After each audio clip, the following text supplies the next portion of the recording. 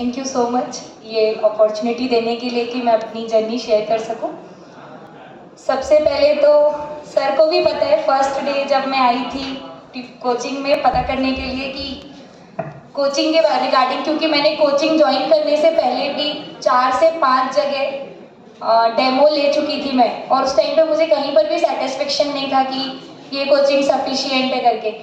But sir ने realise करवाया, जो एक सबसे मेन फैक्टर मेरे को जब लगता है कि लोग प्रीलिम्स में ही अटक जाते हैं, उनको इतना डाउट होता है प्रीलिम्स के लिए, इतने क्वेश्चंस सॉल्व करने लगते हैं, ये भी पढ़ना है वो भी पढ़ना है। पर सर ने मेरे को शुरू से बोला था, सबके पीछे भागोगे तो कुछ भी नहीं मिलेगा, सारी चीज़ों के पीछे भाग ही नहीं सकते आप फिर कोई नया क्वेश्चन आ गया किसी एग्जाम में, फिर उसके रिगार्डिंग पढ़ने लग गए, फिर किसी दिन कुछ नया क्वेश्चन आ गया, फिर उसके रिगार्डिंग पढ़ने लग गए। नहीं, आप अपनी जो पढ़ाई कर रहे हो आप उसके लिए कांस्टेंट रहो, उसी के अकॉर्डिंग पढ़ते रहो। ये सबसे फर्स्ट फैक्टर था प्रीलिम्स के लिए।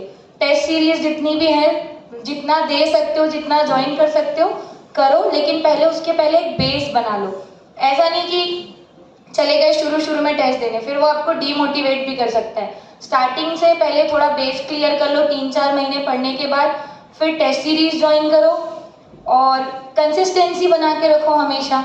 फिर एक चीज़ है, मेंस के टाइम पे आंसर राइटिंग का लोगों को बहुत रहता है कि ऐसे आंसर राइटिंग करना है, वैसे आंसर राइटिंग करना है।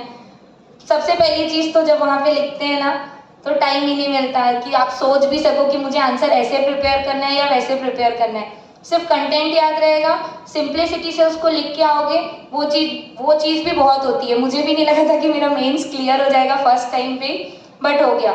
और थोड़ी बहुत जो आंसर राइटिंग प्रैक्टिस मैंने की थी, बहुत ज़्यादा तो मैंने की ही नहीं थी, क्योंकि सर को भी पता है कि बहुत मैंने ना हर जगह हाथ पैर मारे थे, यहाँ भी वहाँ भी, यहाँ से भी इंफॉर्मेशन ले लो, वहाँ से भी इंफॉर्मेशन ले लो।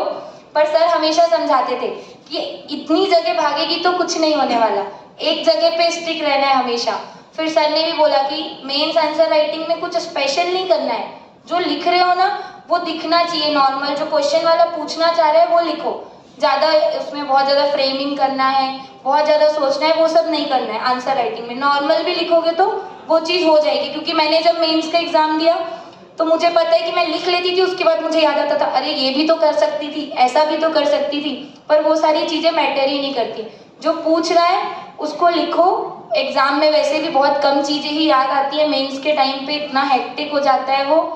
और सर लोग से हमेशा कांटेक्ट में रहो एवरी टाइम। कोर्स हो भी गया है ट्यूशन में, फिर उसके बाद भी कांटेक्ट में रहो। मैं भी दिसंबर के बाद से, शायद दिसंबर जनवरी, हाँ फेब में एग्जाम था, जनवरी तक गई थी। मेंस के टाइम पे भी मैं नहीं गई, पर सर लोग के पास हमेशा कंटिन्यू कांटेक्ट में थी। और स्टार्टिंग से लेके एंड तक पूरी कंसिस्टेंसी रहनी चाहिए। कभी अचानक से एक दिन बहुत सारा पढ़ लिया, कभी अचानक से बिल्कुल भी नहीं पढ़ा, ऐसा नहीं। शुरू में पढ़ रहे हो अगर 8 घंटे 6 घंटे जितना भी पढ़ रहे हो, उसको डेली मेंटेन करके चलो कि मेरे को इतना पढ़ना है तो पढ़ना ही है। और रिवीजन सबसे ज़्यादा मस्त है। कितना भी पढ़ लो, 100 किताबें भी पढ़ लोगे, अगर रिवीजन नहीं करोगे तो फिर वो नहीं पढ़े के बराबर ही रहेगा। क्योंकि एग्जाम में तो वैसे भी कुछ याद नहीं आता, इसीलिए जितना कम पढ़ो बट अच्छे से पढ़ो बहुत। Thank you.